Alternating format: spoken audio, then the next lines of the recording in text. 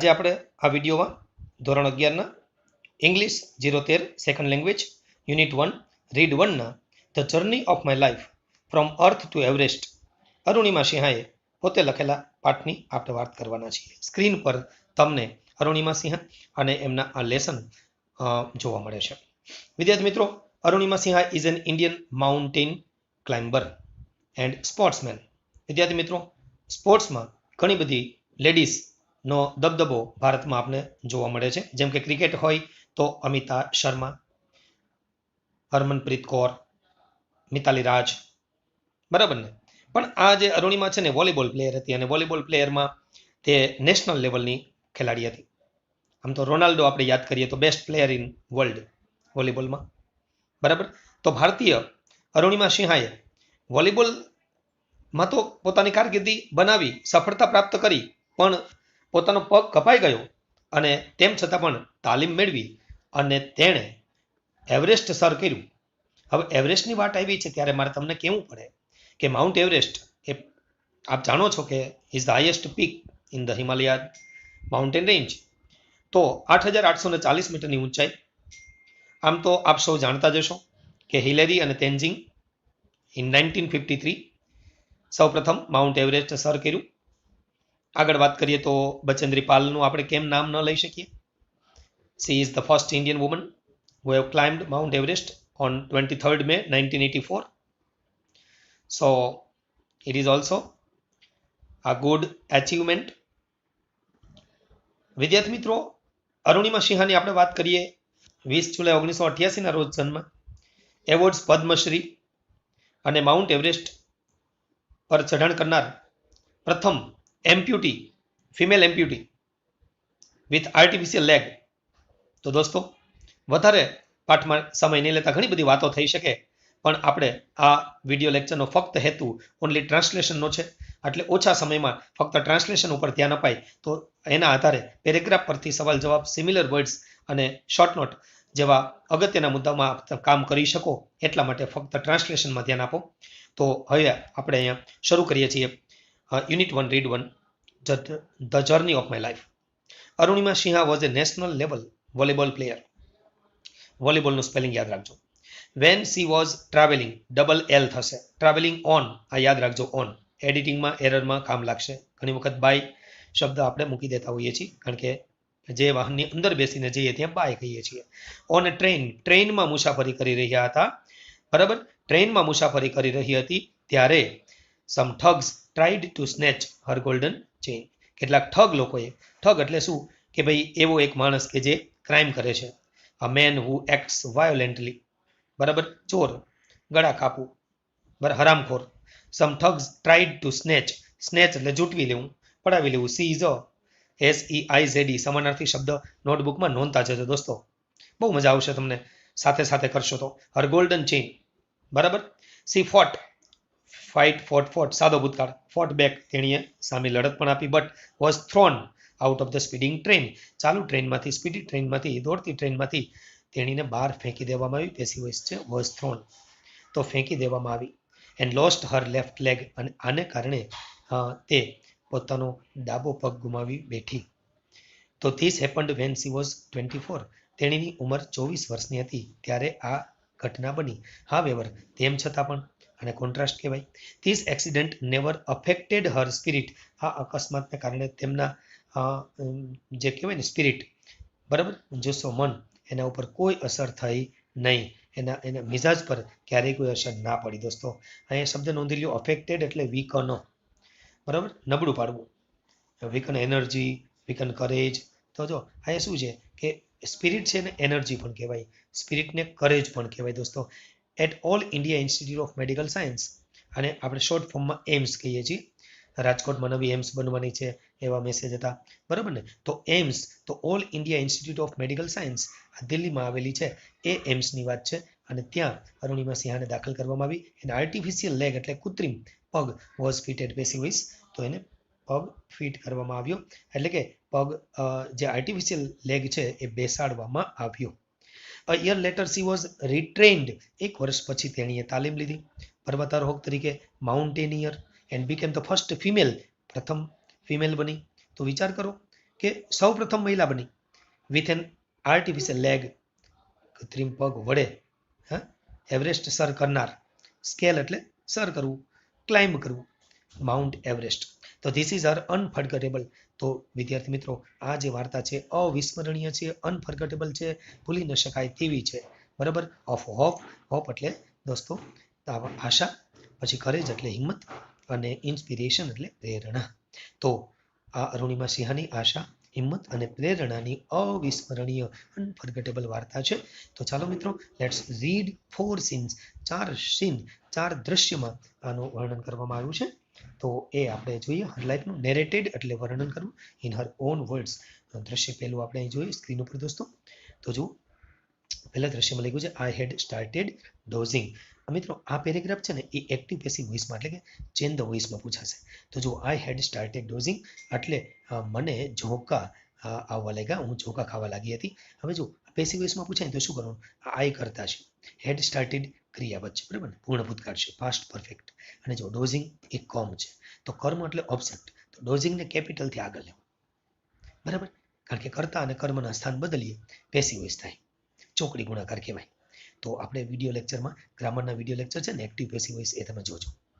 Dozing had been started by me, બરાબર. આ રીતે આપણે તો જુઓ મૂળ વાત આપણે કરીશું અત્યારે. I had started dozing, my eyes were closed, મારી આંખો તો બંધ હતી, but my mind was awake, પણ મારું મન છે ને જાગતું હતું, જાગ્રત હતું. આઈ રિમેમ્બર સમવન સેઇંગ, મને એવું યાદ છે કોઈક બોલી રહ્યું હતું કે બરેલી વુડ કમ, હમણાં બરેલી આવશે after some time. Bareilly is the name of the station, railway station, Uttar Pradesh. તો I was in deep thought when I felt hand tugging at my gold chain.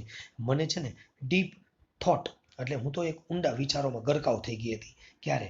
કે જ્યારે મેં એવું ફીલ કર્યું આઈ ફેલ્ટ હેન્ડ, એક હાથ, ટગિંગ, લખી લો, ટગિંગ એટલે પુલિંગ, ખેંચવું, તો મારો સોનાનો ચેન, બરાબર. હું તો ઊંડા વિચારોમાં ડૂબી લેતી, ત્યારે મને લાગ્યું કે મારી સોનાની ચેનને કોઈનો હાથ જોરથી ખેંચી રહ્યો હતો. A girl's sixth sense is always her best companion. આપ જાણો છો સિક્સ સેન્સ, તો લખો સિક્સ સેન્સ એટલે કીન ઇન્સ્ટિટ્યુશન. તો છોકરીની આ સિક્સ સેન્સ એટલે કે ભાવિ બાબતને સમજવાનું એનામાં જે એક એબિલિટી છે, તે એબિલિટી એ છોકરીની એ એબિલિટી હંમેશાની તેની શ્રેષ્ઠ સાથીદાર હોય છે. અને એ જ આજે અરુણિમા સિંહા સાથે પણ બન્યું. આઈ ઇન્સ્ટિંક્ટિવલી ઓપન્ડ માય આઈઝ, લખી લો દોસ્તો. ઇન્સ્ટિંક્ટિવલી એટલે સહજપણે, એકદમ naturally. opened my eyes and saw 4 or 5 young men around me. મારી આસપાસ 4-5 હતા. મેં તો વિચાર્યું, ઓ આટલા બધા, શું વાત છે. their drunken looks, અને તેઓના ચહેરા ઉપરથી ખ્યાલ આવી ગયો કે આ લોકો દારૂ પીતેલા છે, પણ શરાબના નશાવાળા છે. and behavior gave me an inkling, લખી લો, inkling એટલે ઈશારો, સાઇન, મને આમ અંદાજ આવી ગયો, બરાબર છે, ચહેરા પરથી. their intention, લખો ઈરાદો, તો તેમના પીધેલા ચહેરા, બરાબર, અને વર્તન પરથી તેમના ઈરાદાનો અણસાર મને આવી ગયો.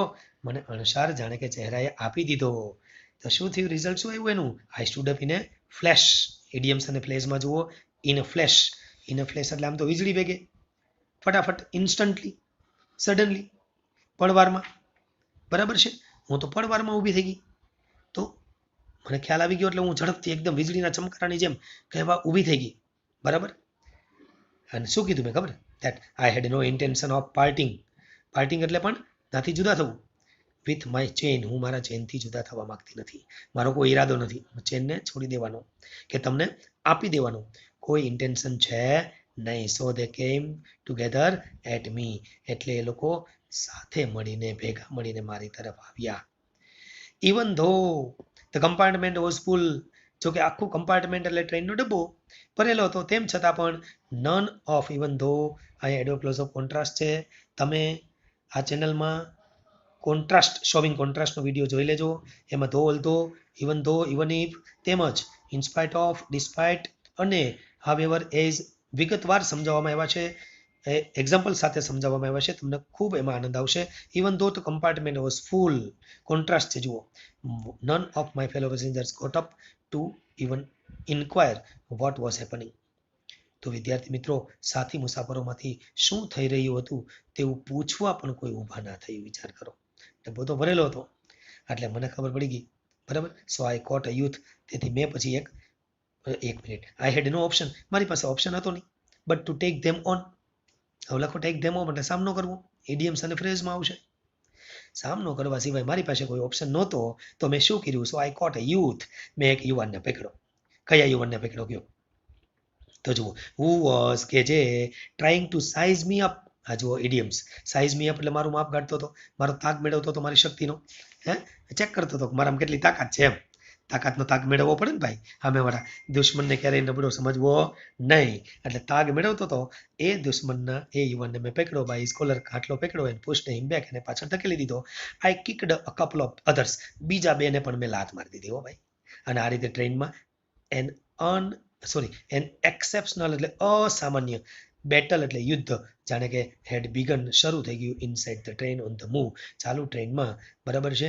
આવી રીતે એક અસામાન્ય કહી શકાય તેવું એક યુદ્ધ શરૂ થઈ ગયું. અભૂતપૂર્વ અપવાદરૂપ કહી શકાય તેવો સંઘર્ષ, એક બેટલ અહીંયા શરૂ થયો ચાલુ મુસાફરીએ. બરાબર છે. અને લેખકે અરુણિમા સિંહાએ એના માટે શબ્દ વાપર્યા છે ઠગ માટે the wolves. The wolves made another attempt. બરાબર છે. To snatch my chain. મારી ચેન પકડવા માટે આ વરુ એટલે કે ઠગ લોકોએ વુલ્ફ્સ બહુવચન છે, મારી ચેન ઝૂંટવી લેવાનો બીજો પ્રયત્ન કર્યો. બરાબર છે. Still I resisted. તેમ છતાંય મેં પ્રતિકાર કર્યો, resisted. Until one of them driven by frenzy gave me an extra kick. મેં હજી પણ એનો પ્રતિકાર કર્યો. ક્યાં સુધી? જ્યાં સુધી તેમનામાંથી એક પણ આવેશમાં આવી જઈને બધી જ શક્તિનો ઉપયોગ કરીને મને ખૂબ જ જોશથી લાત મારીને ત્યાં સુધી. ફ્રેન્જી. બરાબર છે. કારણ કે આવેશમાં આવી જાય ઘણી વખત એવું થાય. Okay. Extra hard kick using all his force of balance. અને વિદ્યાર્થી મિત્રો તમે સમજી શકો, હું સંતુલન ગુમાવી બેઠી. બરાબર છે. અને આઈ, બરાબર છે. તો જુઓ, I could not recover in time. હું સમયસર સમતુલન પાછું મેળવી ન શકી. I literally flew out of the train. હું રીતસરની, લિટરલી એટલે કાયદેસર, રીતસરની ટ્રેનમાંથી બહાર ફેંકાઈ ગઈ. બોલો. અને steel holding my mobile phone. અને મારો મોબાઈલ ફોન તો હજુ મારા હાથમાં જ હતો દોસ્તો. અને હું હવામાં ફેંકાઈ ગઈ. બરાબર છે.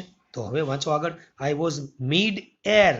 હવામાં વચ્ચે. When I flew right into another train. હવે નસીબ જોગે જુઓ, સામેથી બીજી ટ્રેન આવતી હતી બીજા પાટા ઉપર, એમાં અથડાઈ ઓન ધ નેક્સ્ટ ટ્રેક. આ નસીબ છે બધા. બરાબર. બાજુની ટ્રેક પર ચાલી રહી ટ્રેન તરફ મારું શરીર ફેંકાઈ ગયું.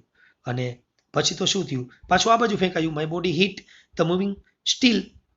કારણ કે દોડતી ટ્રેન હતી લોખંડ, એની સાથે મારું આ શરીર અથડાયું. અને આઈ રિબાઉન્ડ એટલે પરત આવ્યું.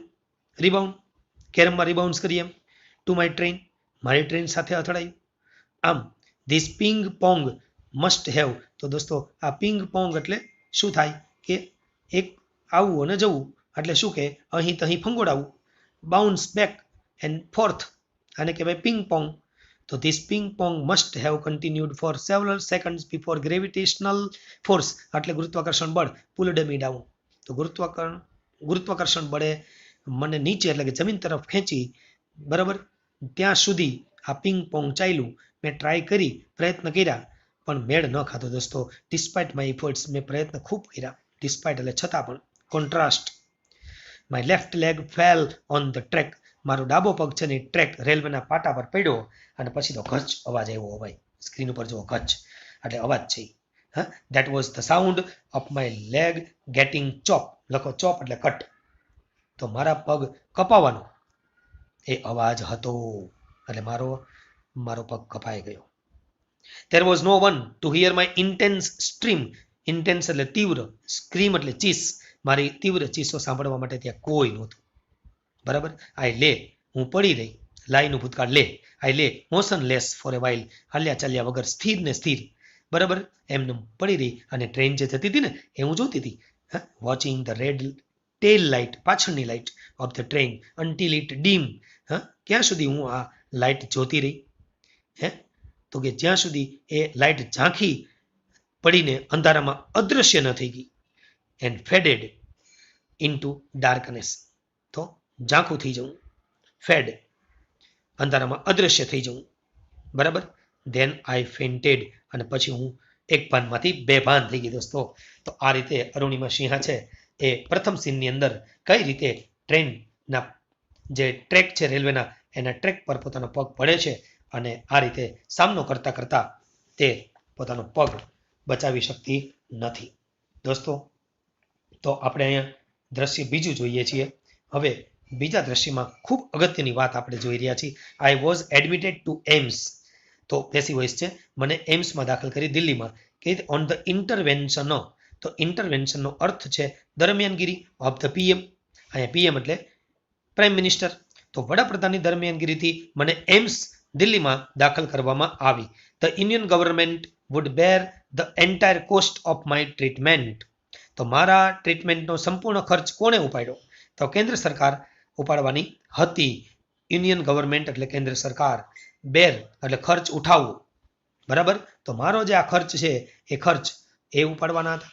કારણ કે સીધી વાત છે, બેર ધ કોસ્ટ ઓફ નો ખર્ચ ઉપાડી લેવો. બરાબર છે.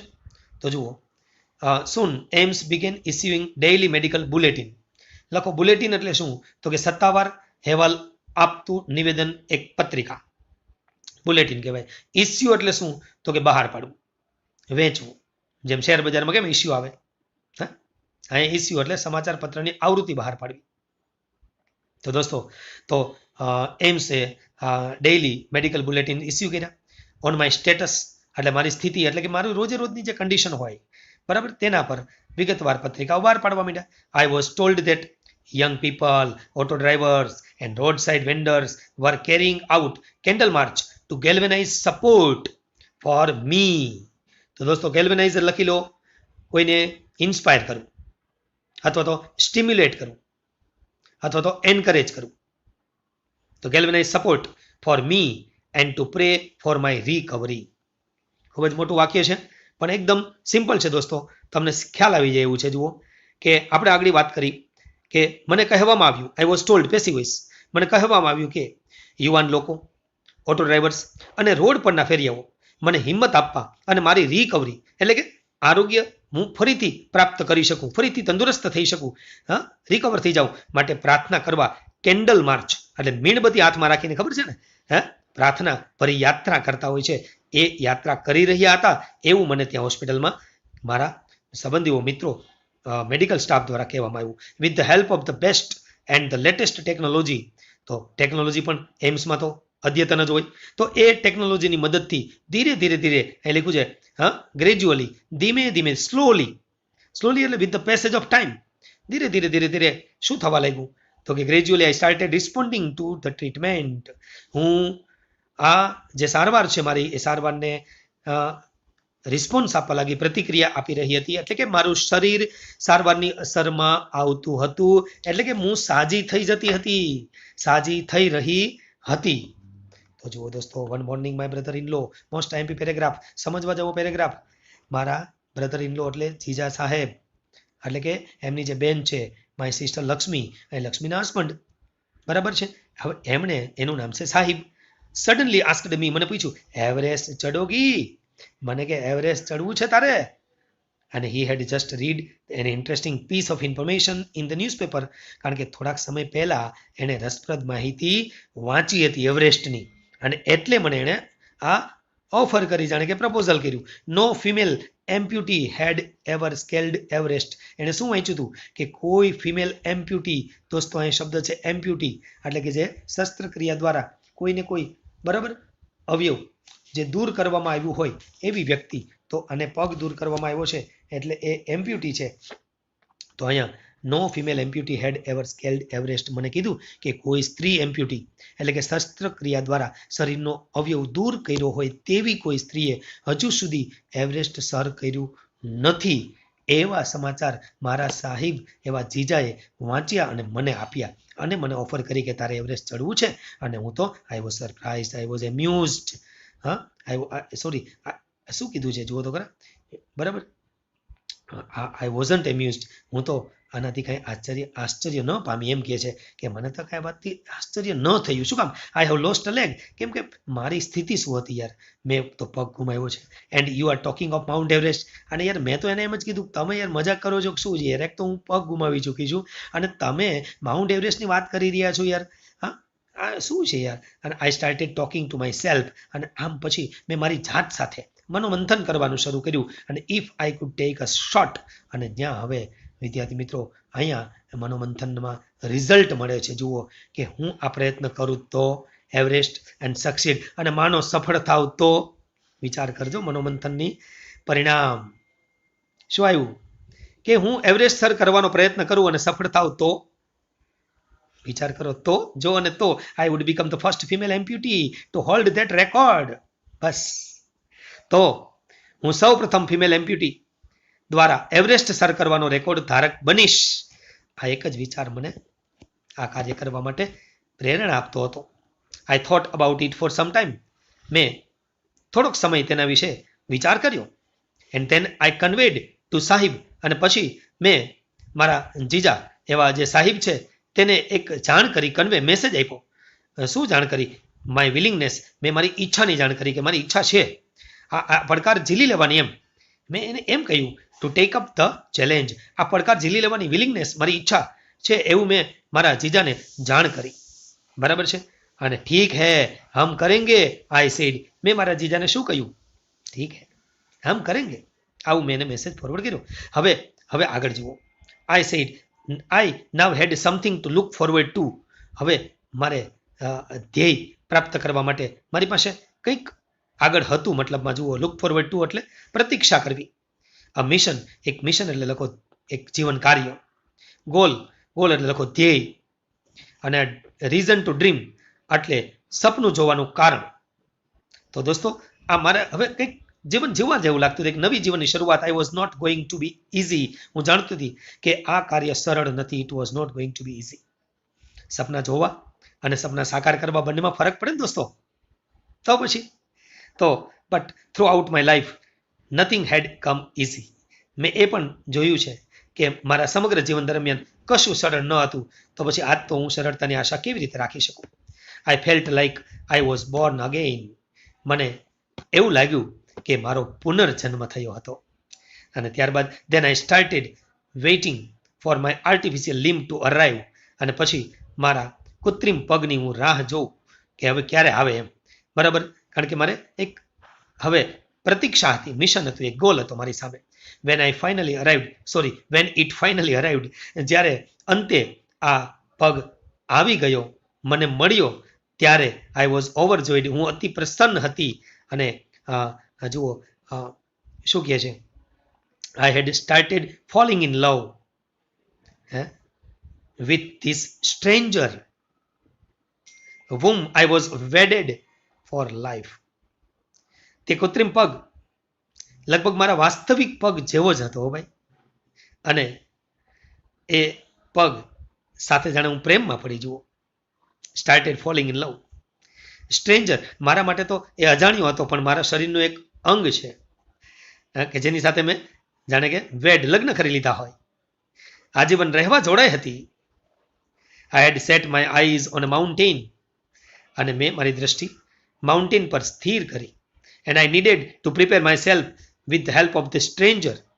અને હું જાણતી હતી કે અજાણ્યા વ્યક્તિ એવા કૃત્રિમ પગની મદદથી મારી જાતને પર્વતારોહણ માટે તૈયાર કરવાની જરૂર હતી. અને એટલે મેં એ કામ શરૂ કર્યું. દોસ્તો આ વિડીયો લેક્ચરમાં યુનિટ સીન 1 અને સીન 2 ની જ આપણે વાત કરવાના હતા. હવે અરુણિમા સિંહાની આગળની જે જર્ની છે સીન 3 અને સીન 4 એ આપણે નેક્સ્ટ વિડીયો લેક્ચરમાં જોશું, પાર્ટ 2 માં. Keep watching videos. વિદ્યાર્થી મિત્રો, મને આશા છે I am sure that after the video lecture you will learn lot about scene 1, scene 2 Arunima Sinha. ધન્યવાદ. Thank you. જય ભારત, જય હિન્દ. બીજા લેક્ચર્સમાં કેટલા ગ્રામરના ટોપિક્સ પણ કવર કરેલા છે. આપ સૌ વિદ્યાર્થીઓ તેનો લાભ લેજો. ધન્યવાદ.